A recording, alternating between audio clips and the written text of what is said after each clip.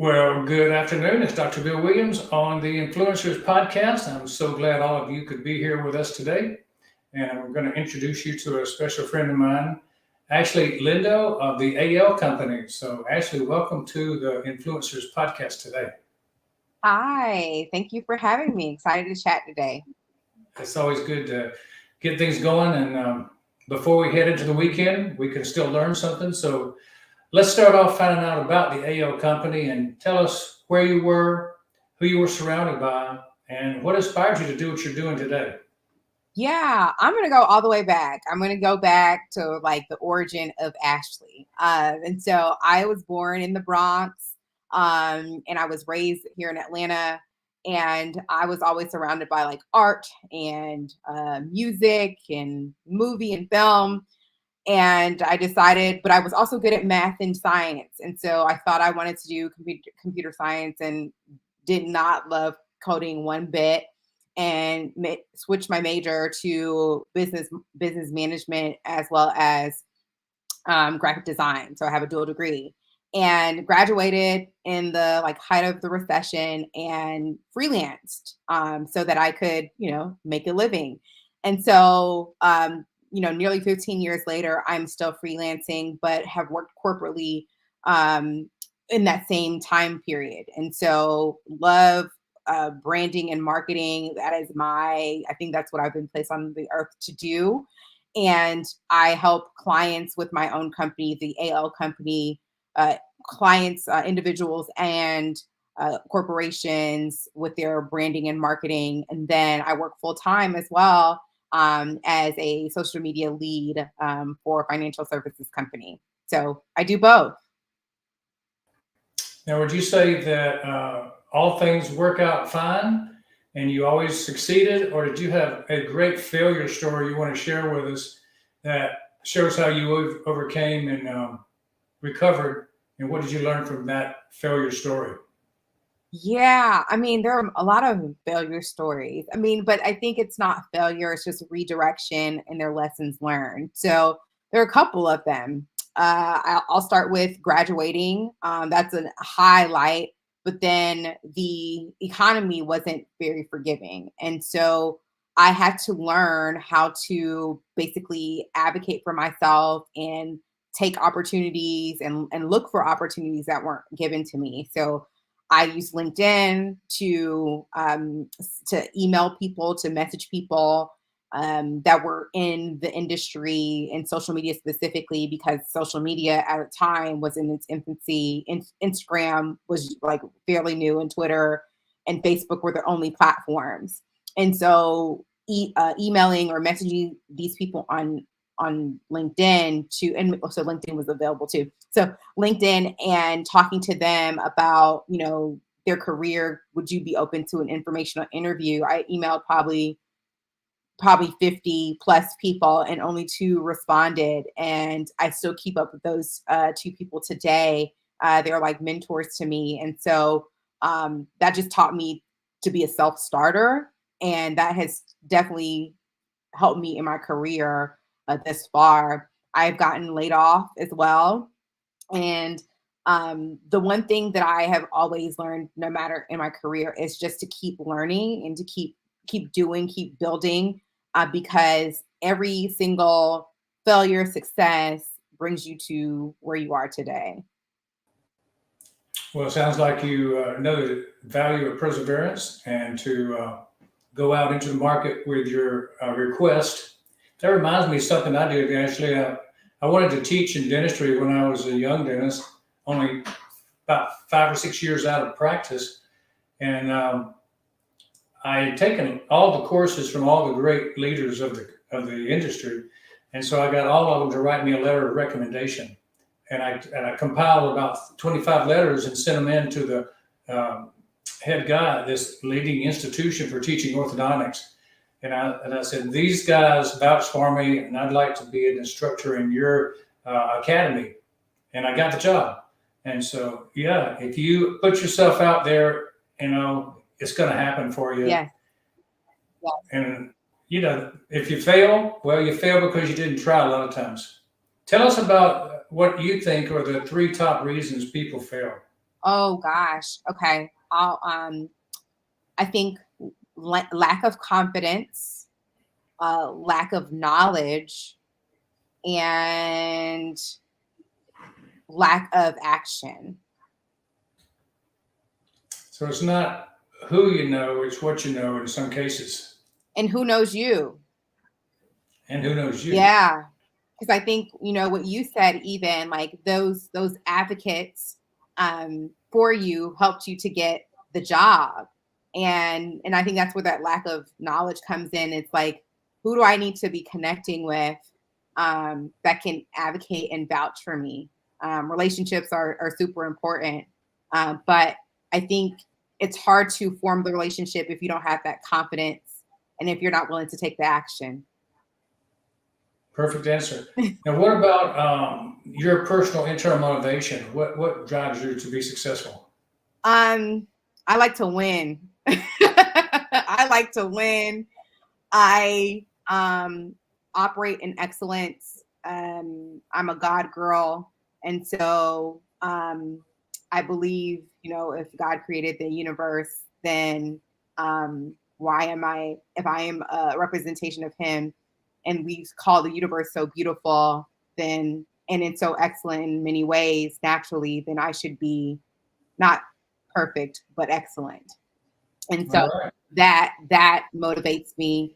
um my family, come from a strong heritage. The women in my family are rock stars, and I have their blood in my veins. And they motivate me. I want to keep the torch moving forward from all the incredible work that they've done. So those are the two things that really motivate me, is family and faith. So you say you got a spark of the divine and a spark of royalty in your blood. That's it. That's exactly right. And that's why I have on purple, right? Because purple is the color of royalty. So that's my color. Yep, I agree. So tell me about the AO company's motto. Yeah. That's a good question. Hail Company's motto. I'm still refining the motto, but I think the impression that I want my clients or whoever faces or embraces uh, the AL company is to embrace duality, embrace all the things that you are. I tend to work with a lot of clients, individuals specifically, who I call multi hyphenates. They are musicians, and they also love math and science, or they're attorneys and they also are strong writers.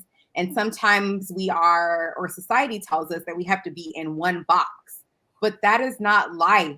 We are not, no one is in one box. We have various interests. And so the clients I help is to, how do I present myself, whether it's online or in person, to embrace all the things that I am, and how to package that in a way that doesn't come off as disjointed, but comes across as well put together.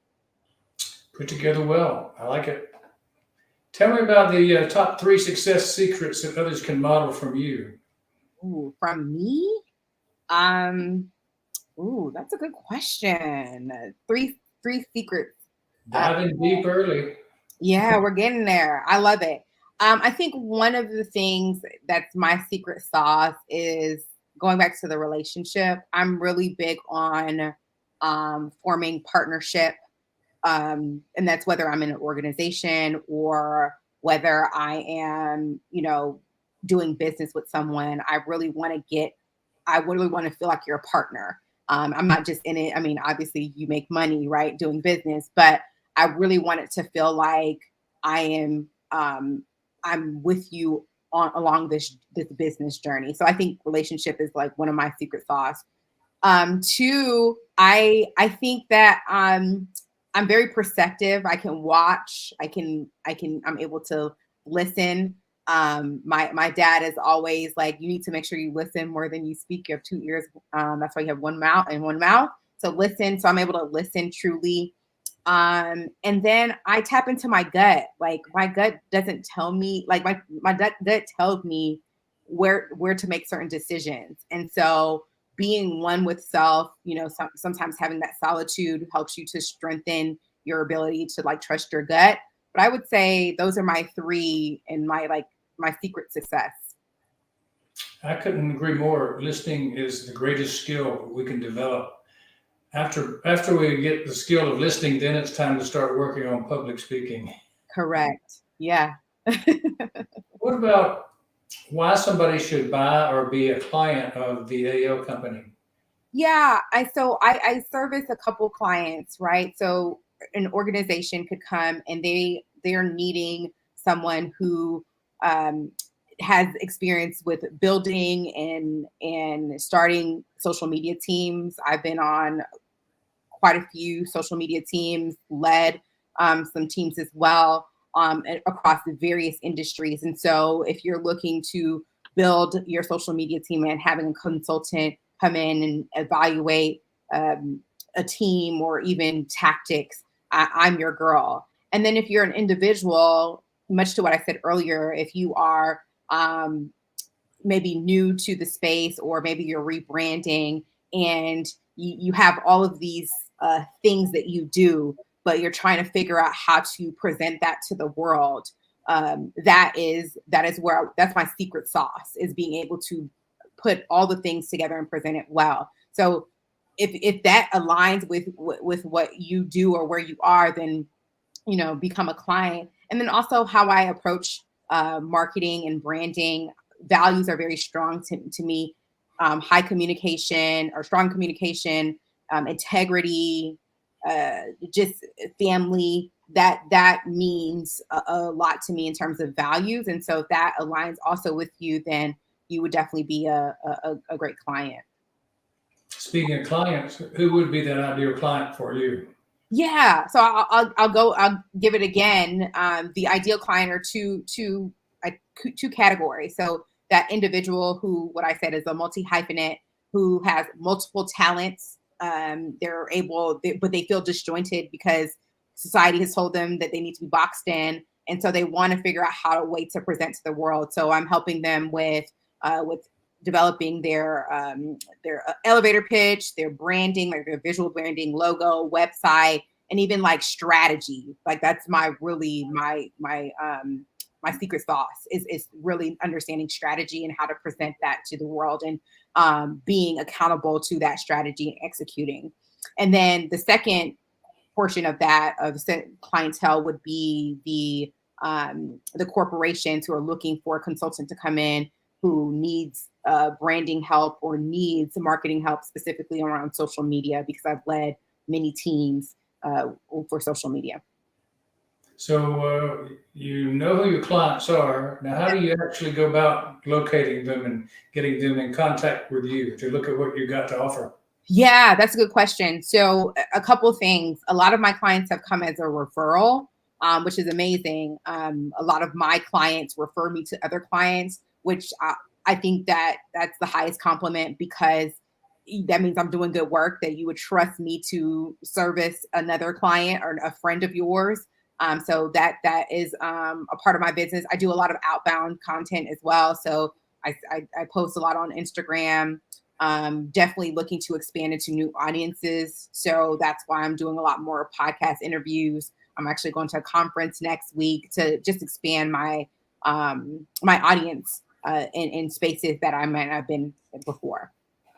You said you're competitive. You like to win. So I would assume you would like to crush your competition. I do a little bit, a little bit. How do I catch my competition?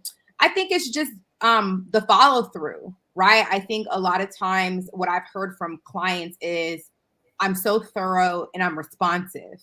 And it's like it's doing the little things well. It's the responding to people in a timely manner. It's following up. It's doing what you're going to say you're going to do, and following through and checking in with my clients as well. So between those three, like I feel that's what sets me apart, is that I do the small things well, but I also additionally have corporate experience. So I know I've worked with different personalities. So not a lot of things like rattles me, or people, personalities, because I probably have seen it before. So Give me your top 3 online platforms that you use with your company. Yeah, my main one is Instagram. I've been using Instagram for some time. I'm looking to expand a little bit more to LinkedIn and balancing that. And then YouTube is on my list. I haven't currently used YouTube as frequently as I would like to, but with the SEO that YouTube provides, and also how people are learning, it's important to be on that platform for sure. So you put the value highest on Instagram because you know it the best. Yep. Uh, do you think you're going to go towards any other platforms in the future? I'm evaluating TikTok because there's just a lot of like information there. People like it's the shiny object. But I think YouTube is kind of winning for me because naturally people are going there to search. It's the top search engine. It's owned by Google, which is the platform many people decide to search. So I would say YouTube is probably my go-to, my next to tackle.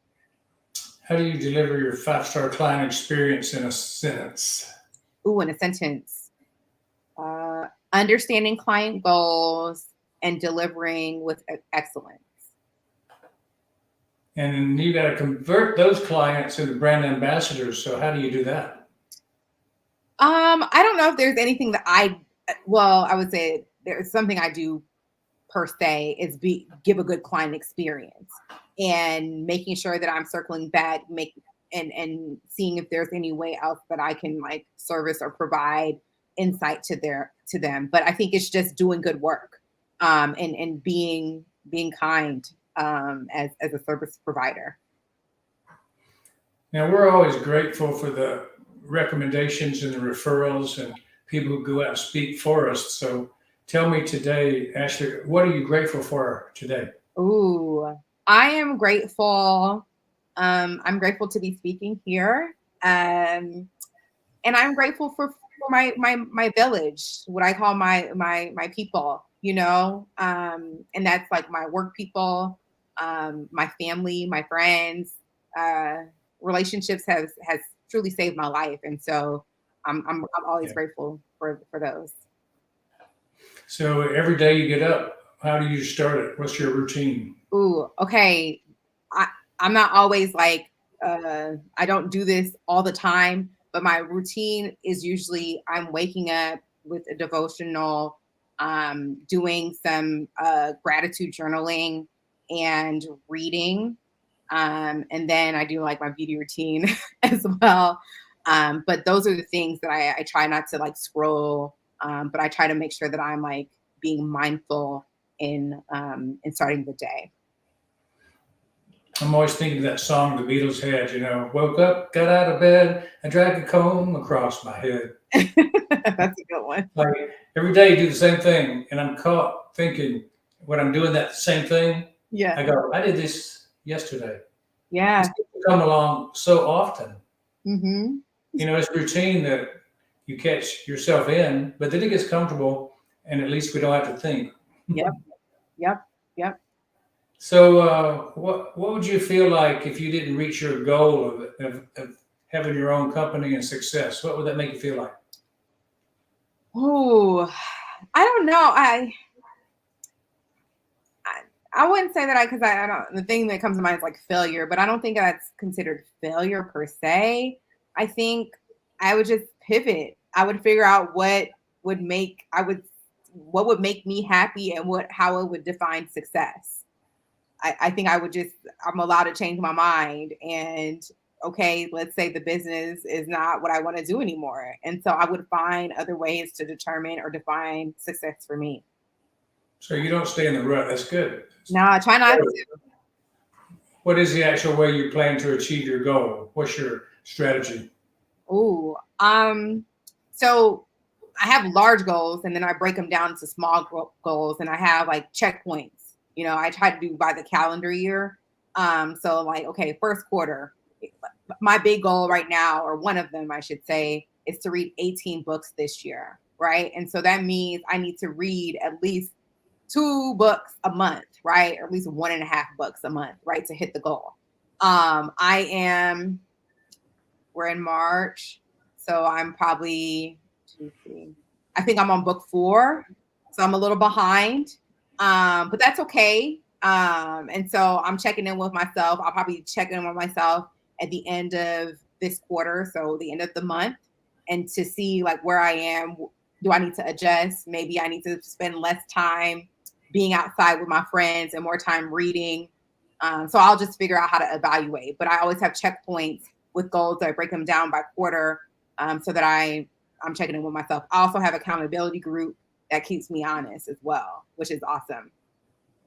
Well, if you ask me, the best way to read more is to not open up the Netflix, because Bingo.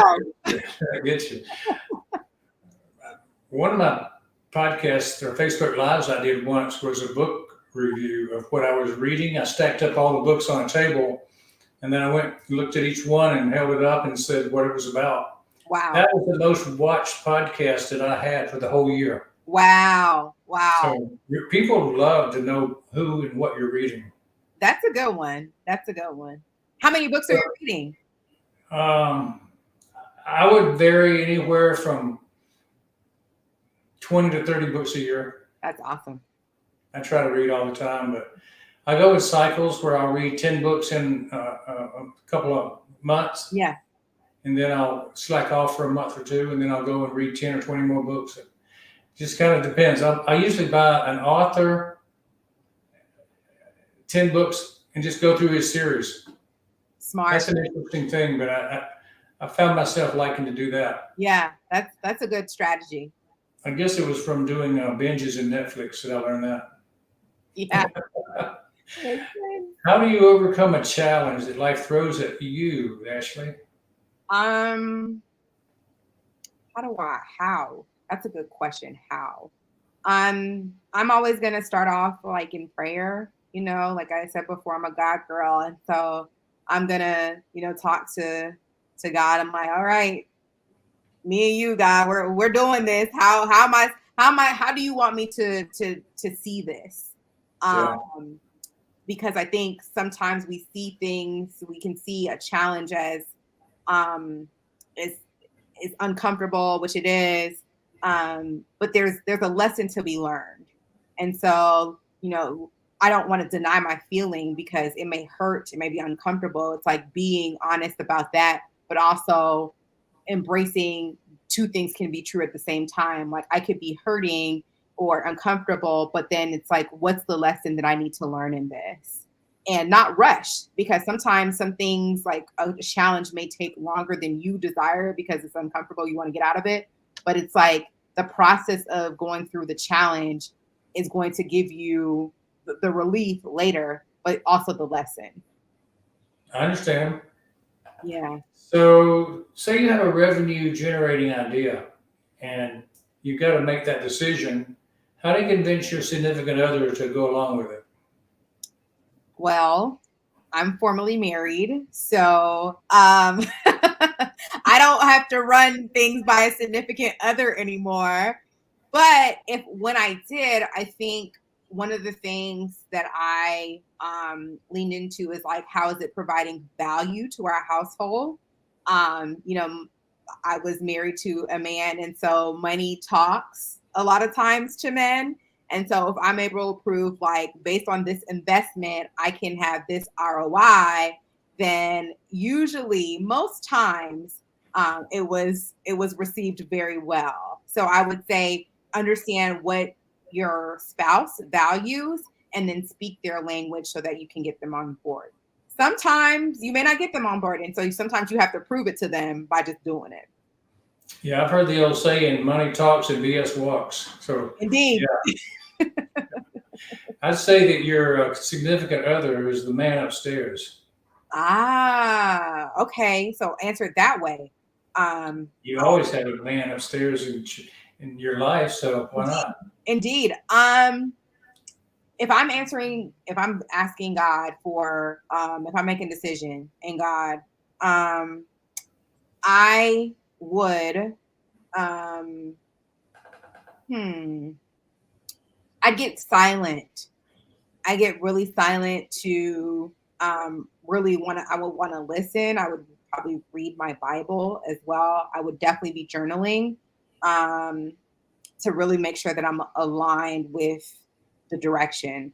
And also knowing that like even if I even if I don't make the right decision, like God will redirect me into the place that I'm supposed to be. So not getting too caught up in like, oh my gosh, if I'm am I making the right decision or not?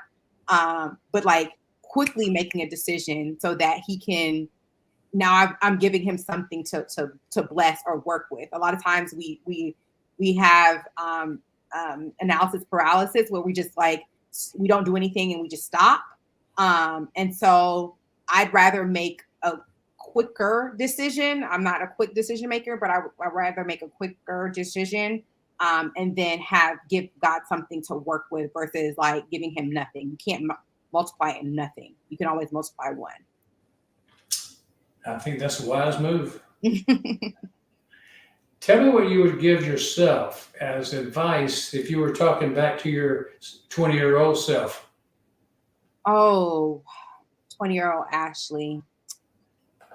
I would say I would tell her to make her own decisions. I would tell her not to allow her parents, even though they know well, to make decisions for her. I think about when I was 20, I had the opportunity to study abroad, and my mom convinced me otherwise. And um, it's one of my regrets. I don't have many regrets, but that is one of them because I think it would have given me um, a lot of life lessons. And so sometimes parents don't know it all, and that's okay.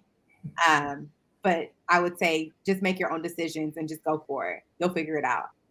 Yeah, I have to agree with you that going overseas as a college age student, I did that for 10 weeks and backpacked through Europe Amazing. or Euro Pass and had a great time. I think everybody should do something like that between college and work or between college and graduate college. It's a fine way to find yourself.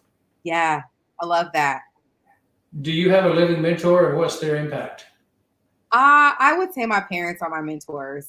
Um, they're immigrants, and so coming from their country to United States and learning this culture to me always is amazing to me.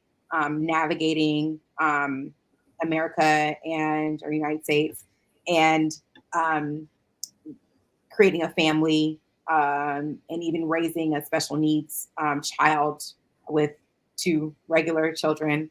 Um, their work ethic is so admirable, and I think they're the definition of the American dream.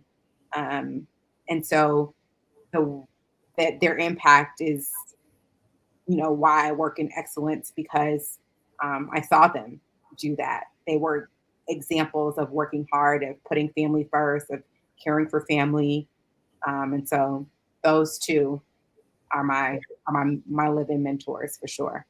Yeah, you really hit on some important points there. The work ethic of a first generation immigrant that comes in is so admirable. Hmm. What country, may I ask, did they come from? Yeah, they're from Jamaica. Jamaica, man. Yeah, Spent some beautiful days in Montego Bay and Basketball and nice. Ocho Rios, so I know the places. Oh yeah, that's awesome. Wonderful country. Yes, it is. And tell me about why being impactful is important to you. And I'd like to know. Everybody would like to know what's Ashlee's impact point. Ooh, why is it impactful important to you? I think that too much is given, much is required, and so I have been given some big dreams, I'm sure, um, and I feel like I heard this quote and I thought it's so good. I'm probably gonna butcher it, but it was like service is your rent, that you pay for being existent on earth. And I think that's such a, I'm probably butchering it, but essentially it's like service is how you, to me, how you communicate impact or share impact. And so I think when I, again, God girl, like when I go see God, at the end, like I want him to say like, job well done. Like what I have given you, you did what you needed to do. And so that's why I think it's important to be.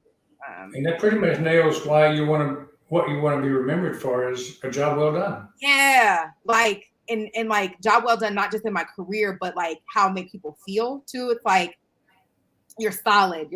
Like when I come around you, you have good vibes, good energy. But you're super smart. But that's totally like that duality of being smart and having good energy and good style. Like I want to be all that. Yeah. I like it. So tell us, how can we support you, the AO company? You want to give us any links or websites or anything that we can connect to you? Yes. I'm in the midst of rebranding, but thealcompany.co will be live next week, and I'm super excited to share that space with everyone. You can find me everywhere on at the AL Company or the AL Co. On Instagram as well as on Twitter too. So it's the AL Company. Well, thanks. What would you say about being a guest on our Influencers podcast today? It was great. I love running my mouth. So anytime I get to run my mouth and have a good conversation, it was probably user error on my end that I couldn't figure out the tech, but it was fine. We got it to work, and I'm glad we could connect and have this conversation. It's been a real blessing having you here and share your thoughts and your passion, your faith. I would like to give you the last word, and I'm on. Ooh, the final word. Live a life that you truly love and go after it, no matter how hard or how unrealistic it may seem. Go after it with just all your heart, because to our knowledge, we only get one of them. So do it. Just do it. Let's do it. Like Nike. Ashlee Lindo of the AO Company. Wonderful that you've been on the Influencers podcast today, and hope everyone will check your company out and get to know you better. And it's been a fun time talking with you. And I want to thank all the audience for being on the show today. It's good to have you all. Come back again for the next episode of the Influencers podcast.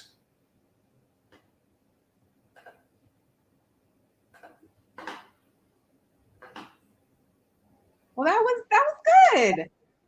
Thank you for doing that and being here. Yeah. We're having such a fun time together. Time flew by. It did.